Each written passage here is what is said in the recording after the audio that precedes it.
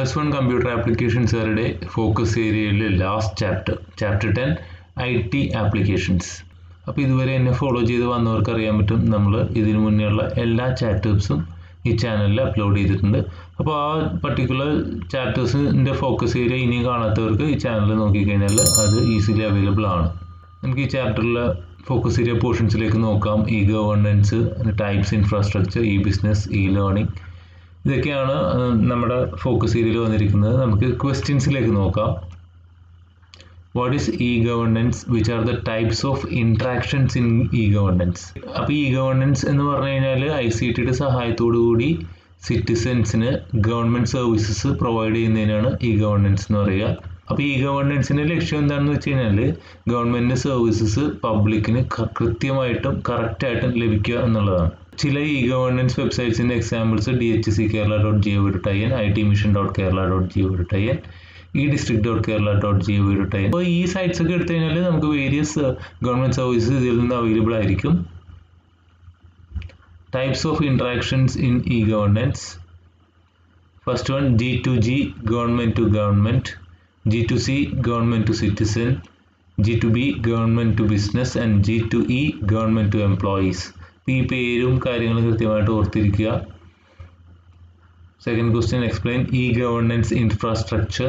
അപ്പോൾ ഈ E governance infrastructure നമ്മൾ 3 ആയിട്ട് ഡിവൈഡ് ചെയ്തിട്ടുണ്ട്. ഫസ്റ്റ് വൺ വന്നിട്ട് സ്റ്റേറ്റ് ഡാറ്റ സെൻറ്റർ അഥവാ SDC ആണ്. അപ്പം സ്റ്റേറ്റ് ഡാറ്റ സെൻറ്റർ ആണ് നമുക്ക് കംപ്ലീറ്റ് ഇൻഫ്രാസ്ട്രക്ചറും സ്റ്റോറേജും ഒക്കെ പ്രൊവൈഡ് ചെയ്യുന്നത്. സെക്കൻഡ് വന്നിട്ട് state wide area network SWAN ആണ്. നമുക്ക് through out the state network connectivity നമുക്ക് തരാൻ വേണ്ടി നമ്മളെ സഹായിക്കുന്നതാണ് SWAN. ലാസ്റ്റ് വൺ വന്നിട്ട് കോമൺ സർവീസ് സെൻറ്റേഴ്സ് ആണ്. സർവീസ് ഡെലിവറി പോയിന്റ്സ് എന്ന് ഇതിന് പറയുക. എക്സാമ്പിളായിട്ട് അക്ഷയ സെൻറ്റേഴ്സ് പറഞ്ഞിട്ടുണ്ട്. അപ്പോൾ ഈ കോമൺ സർവീസ് സെൻറ്റേഴ്സിൻ്റെ ഒരു യൂസേജ് എന്ന് പറഞ്ഞു കഴിഞ്ഞാൽ IT സർവീസ് കൃത്യമായിട്ട് യൂസ് ചെയ്യാൻ അറിയാൻ പാടാത്ത പബ്ലിക്കിന് ഈ സർവീസ് സെൻറ്റേഴ്സിൽ പോയി കഴിഞ്ഞാൽ അവരുടെ കാര്യങ്ങളൊക്കെ അതിലൂടെ ചെയ്ത് കിട്ടും. Third question, explain the advantages and disadvantages of E governance. Advantages നമുക്ക് നോക്കാം. ഓട്ടോമേഷൻ ഓഫ് സർവീസസ് നമുക്ക് അവൈലബിൾ ആകുന്ന പറഞ്ഞ കാര്യങ്ങളൊക്കെ എല്ലാം കൃത്യമായിട്ടും വളരെ എളുപ്പത്തിലും ഒക്കെ ചെയ്യുന്ന ആ ഒരു രീതിയിലേക്ക് കാര്യങ്ങൾ വരും. ഡെമോക്രസിനെ സ്ട്രെങ്തൻ ചെയ്യും എന്ന് പറഞ്ഞാൽ ആർക്ക് വേണമെങ്കിലും എവിടെ വേണമെങ്കിലും എപ്പോൾ വേണമെങ്കിലും ആ ഗവൺമെൻറ് സർവീസസ് ലഭിക്കുന്ന ആ ഒരു രീതിയിലേക്ക് കാര്യങ്ങൾ വരും. ട്രാൻസ്പെറൻസി വളരെയധികം ഉണ്ടാവും എന്ന് പറഞ്ഞു കഴിഞ്ഞാൽ എല്ലാം വളരെ ക്രിസ്റ്റൽ ക്ലിയർ ആയിട്ട് ആളുകൾക്ക് അറിയാനും എല്ലാം കൃത്യമായിട്ട് ലഭിക്കുവാനും നമ്മളെ സഹായിക്കുന്നു. Saves unnecessary visits to offices. അതായത് നമ്മുടെ ഒരു ഗവൺമെൻറ് സർവീസ് നമുക്ക് അവൈലബിൾ ആയോ ഇല്ലയോ എന്ന് അറിയാനായിട്ട് എപ്പോഴും ഓഫീസിൽ പോയി നോക്കേണ്ട കാര്യമൊന്നുമില്ല. നമുക്കത് നമ്മുടെ ഡിജിറ്റൽ എക്യുപ്മെൻറ്റിലൂടെ നോക്കിയാൽ അറിയാൻ സാധിക്കും. നമുക്ക് ഡിസഡ്വാൻറ്റേജസ് ഒന്ന് നോക്കാം. ക്രിയേറ്റ്സ് ഡിജിറ്റൽ ഡിവൈഡ് എന്ന് പറഞ്ഞു കഴിഞ്ഞാൽ ഈ ഡിജിറ്റൽ സർവീസസ് യൂസ് ചെയ്യാൻ അറിയാൻ പാടാത്ത ആൾക്കാരുണ്ടെങ്കിൽ അവരെ സംബന്ധിച്ചിടത്തോളം അതൊരു ഭയങ്കര ഒരു ഡിവിഷൻ തന്നെയാണ്. അവർക്ക് ഇതൊരു ഭയങ്കര ബുദ്ധിമുട്ടായിരിക്കും. ഓപ്പൺ ടു സൈബർ അറ്റാക്സ് എന്ന് പറഞ്ഞു കഴിഞ്ഞാൽ ഗവൺമെൻറ് വെബ്സൈറ്റ്സും സർവീസസും എല്ലാ കാര്യങ്ങളും സൈബർ അറ്റാക്കിൽ വരാനുള്ള ഒരു സാധ്യത തള്ളിക്കളയാൻ പറ്റത്തില്ല. പ്രൈവസിയുടെ ഒരു കുറവ് സിവിലിയൻസിന് സംഭവിക്കാനുള്ള ചാൻസ് ഉണ്ട്. നമ്മുടെ ഡാറ്റാസും ഡീറ്റെയിൽസും പബ്ലിക് ആവാനുള്ള ഒരു സാധ്യത വളരെ കൂടുതലാണ്. അപ്പോൾ ഇതൊക്കെയാണ് അതിൻ്റെ ഡിസഡ്വാൻറ്റേജസും അഡ്വാൻറ്റേജസും. Fourth question, what is the difference between e commerce and e business? E business എന്ന് പറയുമ്പോഴത്തേക്കും ബിസിനസ് ഇൻഫർമേഷൻ ഷെയർ ചെയ്യുക, ബിസിനസ് റിലേഷൻഷിപ്പ് മെയിൻറ്റെയിൻ ചെയ്യുക, ബിസിനസ് ട്രാൻസാക്ഷൻസ് കറക്റ്റായിട്ട് കണ്ടക്ട് ചെയ്യുക. അപ്പം ഈ ബിസിനസ്സിൻ്റെ എല്ലാ ആസ്പെക്ട്സും ഒരു ബിസിനസ് കറക്റ്റായിട്ട് റൺ ചെയ്യണമെങ്കിൽ മാർക്കറ്റിംഗ് ഉണ്ടാവണം, റോ മെറ്റീരിയൽസ് കിട്ടണം, അതുപോലെ തന്നെ കസ്റ്റമർ എഡ്യൂക്കേഷൻ, സപ്ലൈസിനെ കണ്ടുപിടിക്കണം. ഇതെല്ലാം കൂടിയതാണ് ഈ ബിസിനസ്. അതേസമയം ഇ കോമേഴ്സ് എന്ന് പറഞ്ഞു കഴിഞ്ഞാൽ അതിൽ ബിസിനസ് ട്രാൻസാക്ഷൻ നടക്കുന്നുണ്ട്. That involves the exchange of money. അതായത് പൈസയുടെ ഒരു ട്രാൻസാക്ഷൻ നടക്കുന്ന സംഭവം മാത്രമാണ് അതിൽ നടക്കുക. അപ്പോൾ അതാണ് ഇതിൻ്റെ മേജർ ഡിഫറൻസ്. ഈ business websites irctc.co.in, www.amazon.com, www.licindia.com. Okay. What is electronic payment system? ഒരു ഓൺലൈൻ എൻവയൺമെൻറ്റിൽ ബയേഴ്സും ഉണ്ടാവും സെല്ലേഴ്സും ഉണ്ടാവും. അപ്പോൾ അവർ തമ്മിലുള്ള ക്യാഷ് ട്രാൻസാക്ഷൻസ് അത് യൂഷ്വലി നടക്കുന്നത് ഈ ഇലക്ട്രോണിക് പേയ്മെൻറ്റ് സിസ്റ്റത്തിലൂടെയാണ്. അപ്പോൾ അതിനുവേണ്ടി നമുക്ക് വേരിയസ് ഓപ്ഷൻസ് ഉണ്ട്. Credit card, debit card, electronic check, digital cash. ഇതൊക്കെ നമ്മുടെ ഇലക്ട്രോണിക് പേയ്മെൻറ്റ് സിസ്റ്റത്തിൽ വരും. Next question, define E banking. E banking അല്ലെങ്കിൽ ഇലക്ട്രോണിക് ബാങ്കിങ് എന്ന് പറയുമ്പോഴത്തേക്കും ബാങ്കിങ് സർവീസസ് ഡയറക്റ്റ്ലി കസ്റ്റമേഴ്സിന് ലഭിക്കുന്നു ബാങ്കിൽ പോവാതെ ഇലക്ട്രോണിക് ചാനലിൻ്റെ സഹായത്തോടു കൂടി.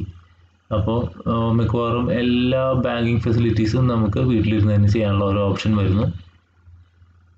ചില ഫെസിലിറ്റീസ് നമുക്ക് നോക്കാം. ഇ ബാങ്കിങ്ങിന് ATM, debit cards, credit cards, internet banking, core banking, ഇതെല്ലാം ചില ഫെസിലിറ്റീസ് മാത്രമാണ് ഈ ബാങ്കിങ്ങിൻ്റെ. 7th question, explain the advantages and disadvantages of e business. Advantages നോക്കാം. ജോഗ്രഫിക്കൽ ലിമിറ്റേഷൻസ് ഓവർകം ചെയ്യാൻ പറ്റും എന്ന് പറഞ്ഞു കഴിഞ്ഞാൽ വളരെ ദൂരെ ഉള്ള ഒരു പ്രോഡക്റ്റ് ആണെങ്കിലും ജോഗ്രഫിക്കൽ ലിമിറ്റേഷൻസ് ഓവർകം ചെയ്യാൻ പറ്റും. വളരെ ദൂരെയുള്ള ഒരു പ്രോഡക്റ്റ് ആണെങ്കിലും നമുക്ക് നമ്മുടെ വീട്ടിലിരുന്ന് തന്നെ സിസ്റ്റത്തിലൂടെയൊക്കെ കണ്ട് നമുക്ക് പർച്ചേസ് ചെയ്യാൻ സാധിക്കും. അതുകൊണ്ട് തന്നെ ഈ ബിസിനസ് നമുക്ക് കുറേ കോസ്റ്റ് റിഡ്യൂസ് ചെയ്ത് തരും. ട്രാവൽ ടൈം നമുക്ക് കുറച്ച് തരും. അതായത് വളരെ ദൂരത്തേക്ക് യാത്ര ചെയ്യാതെ തന്നെ നമുക്ക് വീട്ടിലിരുന്ന് തന്നെ സംഭവം പർച്ചേസ് ചെയ്യാം. എപ്പോഴും ഓപ്പൺ ആയിരിക്കും, 24/7, എല്ലാ സമയത്തും ഓപ്പൺ ആയിരിക്കും. ചാലഞ്ചസ്, ഇപ്പോൾ നോളജ് ആൻഡ് അവെയർനെസ്. പല ആളുകൾക്ക് ഇപ്പോഴും ഓൺലൈനായിട്ടുള്ള പർച്ചേസും ബിസിനസ്സും കാര്യങ്ങളും അറിയില്ല. അപ്പോൾ അങ്ങനത്തെ ഒരു ബുദ്ധിമുട്ടുണ്ട്. പിന്നെ ടച്ച് ആൻഡ് ഫീൽ ഫാക്ടർ എന്ന് പറഞ്ഞു കഴിഞ്ഞാൽ നമുക്കിപ്പോൾ ഒരു ജ്വല്ലറി മേടിക്കാനാണെങ്കിലും ചെരുപ്പ് മേടിക്കാനാണെങ്കിലും ഉടുപ്പ് മേടിക്കാനാണെങ്കിലും അതൊക്കെ നമുക്ക് തൊട്ട് നോക്കണം, ഇട്ട് നോക്കണം, അങ്ങനത്തൊക്കെ നമ്മൾ പറയാറുണ്ട്. അപ്പോൾ അതിനെയാണ് ടച്ച് ആൻഡ് ഫീൽ ഫാക്ടർ എന്ന് പറയുക. Okay, next question, what is E learning? Mention some E learning tools. E learning എന്ന് പറയുമ്പോഴത്തേക്കും ഇലക്ട്രോണിക് മീഡിയയുടെയും ICTയുടെയും സഹായത്തോടു കൂടിയുള്ള എഡ്യൂക്കേഷനാണ് നമ്മൾ ഇ ലേണിംഗ് എന്ന് പറയുക. അതിൻ്റെ tools E book reader, E chat, online chat, videos and channels. Channels ഏറ്റവും കോമൺ ആയിട്ട് എല്ലാവർക്കും അറിയാവുന്ന വിക്ടേഴ്സ് ചാനലാണ്. അതേപോലെ തന്നെ ദൂരദർശൻ്റെ വ്യാസ് എന്ന് പറഞ്ഞ ചാനലുണ്ട്. ചില E learning websites ignuonline.ac.in, nptel.iitm.ac.in. Explain the advantages and disadvantages of E learning നമുക്ക് നോക്കാം. അഡ്വാൻറ്റേജിൽ ഫസ്റ്റ് വണ്, വളരെ ദൂരെയുള്ള കുട്ടികൾക്ക് പോലും എഡ്യൂക്കേഷൻ വളരെയധികം സ്റ്റുഡൻസിന് നമുക്ക് ചെയ്യാൻ സാധിക്കുന്നു. കോസ്റ്റ് തീർച്ചയായിട്ടും വളരെ കുറയത്തേ ഉള്ളൂ. ഇതിൽ നമുക്ക് ഓൺലൈൻ കോഴ്സസ് ഒരു ഇൻസ്റ്റിറ്റ്യൂഷനിൽ തന്നെയല്ല പല ഇൻസ്റ്റിറ്റ്യൂഷനിൽ നിന്ന് നമുക്ക് സെലക്ട് ചെയ്ത് ചെയ്യാൻ നമുക്ക് സാധിക്കും.